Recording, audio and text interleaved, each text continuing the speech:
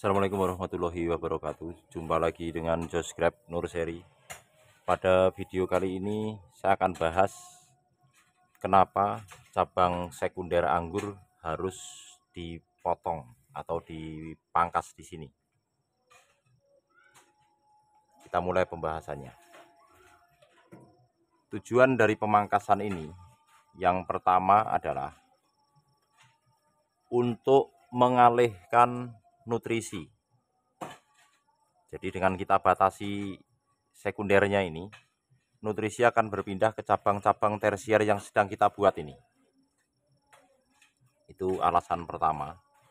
Alasan kedua adalah untuk mempercepat pertumbuhan daripada tajuk tersier yang sedang kita buat ini. Sebelum nanti kita seleksi tersier mana yang akan kita pertahankan dan tersier mana yang nantinya kita buang. Yang ketiga, untuk menyeragamkan ukuran cabang tersier sebelum kita lakukan nantinya pembentukan cabang tersier setelah melalui seleksi cabang dan pemangkasan. Jadi cabang sekunder anggur ini kita pangkas 1,5 meter sampai 2 meter tergantung atau disesuaikan dengan tempatnya. Itu dari sana, dari sini ke sini ini 2 meter, baru kita hentikan. Jika kita teruskan, maka cabang sekunder ini akan terlalu banyak memakan nutrisi dan tersier akan lama terbentuk karena pertumbuhan lari ke ujung terus. Dengan dipotongnya sekunder ini, maka pertumbuhan akan lari ke cabang tersier. Nutrisi-nutrisi ini akan lari ke cabang tersier, sehingga cabang tersier menjadi subur dan vigor, sehingga mendukung terbentuknya cabang tersier yang relatif cepat. Karena nutrisi akan mengalir ke seluruh cabang-cabang tersier yang sedang kita buat ini. Seperti ini contohnya. Ini adalah tersier-tersier yang sedang kita buat. Apakah seluruh cabang tersier ini nanti kita pelihara semua? Tidak. Yang pertumbuhannya tertinggal kita buang. Contohnya ini terlalu tertinggal, kita buang. Nanti menunggunya terlalu lama. Seperti ini kita buang. Jadi kita pilih cabang tersier yang pertumbuhannya vigor dan dapat kita sama ratakan dengan tersier yang lain. Jadi tidak terlalu lama menunggu satu tersier untuk ukurannya sama dengan tersier yang lain. Ini sudah terbentuk juga. Nah, jadi cabang sekunder anggur itu harus dipangkas untuk memindahkan nutrisi ke cabang tersier yang sedang kita buat dan untuk mempercepat proses pembentukan cabang tersier ini. Dengan berpindahnya nutrisi ke cabang tersier ini, maka cabang-cabang tersier yang sedang kita buat ini pertumbuhannya lebih cepat atau vigor. Sebelum nanti kita berikan pupuk generatif. Jadi ini pupuknya masih vegetatif di fase ini. Karena ini fase pertumbuhan dan fase pembentukan percabangan tersier. Jadi cabang-cabang tersier yang kita buat ini akan cepat terbentuk apabila sekundernya ini kita hentikan. Dalam satu sekunder ini bisa kita lihat pertumbuhan dari ujung. Itu terdapat beberapa tersier. Itu yang sudah terbentuk. Ini juga sudah, bahkan ukurannya mendekati ukuran pensil yang ini. Ini belum. Nah, cabang-cabang tersier yang tertinggal seperti ini nantinya tidak dapat tumbuh vigor atau terus tertinggal manakala cabang sekunder ini tidak kita hentikan. Ya. Jadi penghentian cabang sekunder itu untuk memindahkan nutrisi dari cabang sekunder ini berpindah ke cabang tersier. Yang kedua, untuk mempercepat proses pembentukan cabang tersier karena dengan berpindahnya nutrisi ini akan menjadi lebih cepat pembentukannya. Lanjut. tersier ini kita buat secara keseluruhan dari tunas air.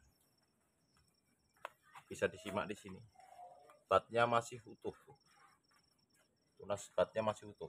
Semua kita buat dari tunas air untuk kita jadikan cabang tersier. Karena pembentukannya memakan waktu yang lebih singkat daripada kita membentuk dengan cabang tersier yang kita buat dari tunas bat.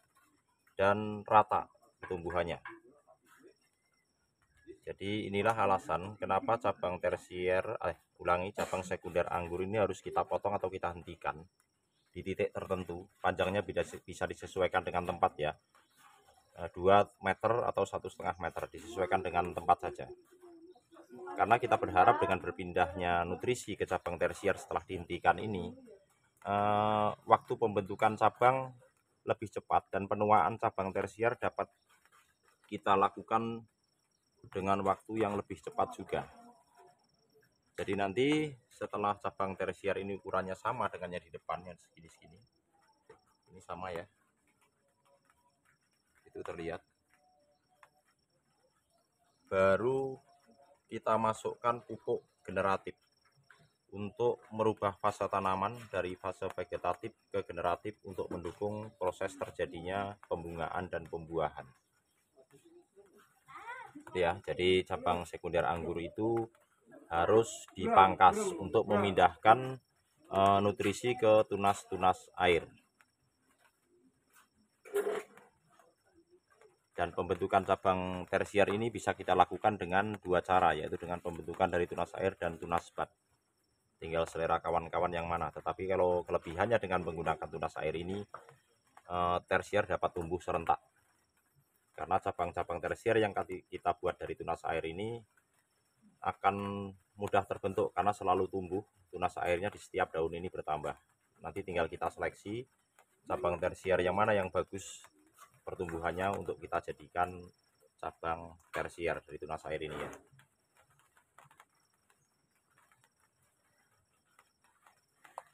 Cukup bagus pertumbuhannya.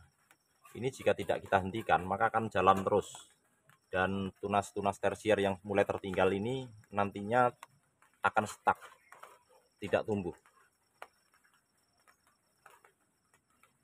Nanti di video berikutnya akan saya buat bagus mana cabang tersier yang kita buat dari tunas air dan tunas bat untuk cabang tersier pembuahannya. Nanti ada di video berikutnya tentang bagus mana sih sebenarnya tunas atau cabang tersier yang kita buat dari tunas air dan tunas bat untuk pembuahan dan kelangsungan hidup tanaman ini. Jadi dalam video ini saya membuat video ini karena masih banyak rekan-rekan pemula yang bertanya pada tahap pembentukan cabang seperti ini harus bagaimana. Jadi pertama-tama ini cabang primer yang kita belokkan ke para-para.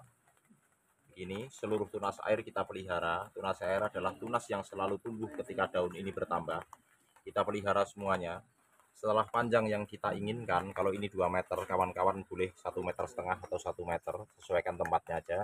Setelah 2 meter, ini lewat ke sana, lewat kurang lebih setengah meter, kita pangkas maju 1,5 meter, jadi tersisa 2 meter. Dengan penghentian cabang sekunder ini, pertumbuhan atau aliran nutrisi akan berpindah ke cabang-cabang tunas air yang akan kita jadikan tersier ini. Sampai di sini bisa dipahami ya rekan-rekan ya. Kalau ada yang masih kurang jelas bisa ditanyakan di kolom komentar nanti. Pupuknya masih NPK Ponska Plus atau NPK seimbang untuk fase vegetatifnya ini, dan POC selang-seling ya. Sekian dulu, semoga video ini bermanfaat dan menginspirasi kawan-kawan. Terima kasih. Wassalamualaikum warahmatullahi wabarakatuh.